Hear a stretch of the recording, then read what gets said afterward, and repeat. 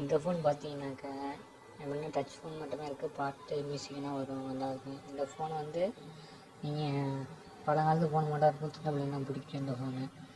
இந்த இது நீங்கள் வீடு கட்டலாம், இந்த கோட்டை கட்டலாம், இதை வச்சு இதுவும் நல்லாயிருக்கும். இந்த கார் கொடுத்துருக்காங்க, 4 காரு.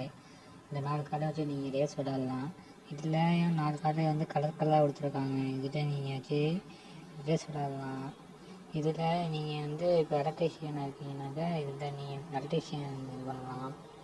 இதில் 4 காரு பெரிய காராக கொடுத்துருக்காங்க, ஒரு கார் நல்லா இருக்குது. இதை எடுத்துகிட்டு போனீங்கன்னா பின்னாடியே சவுண்டு கேட்டுகிட்டே வரும், கடக்கடன்னு மரத்தில் இருந்ததுனால.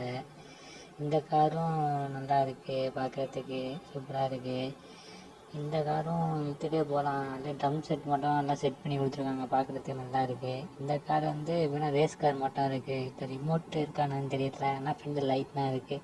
இந்த காரை வந்து ரேஸ் கோச்சிங்கோடு கொடுத்துருக்காங்க.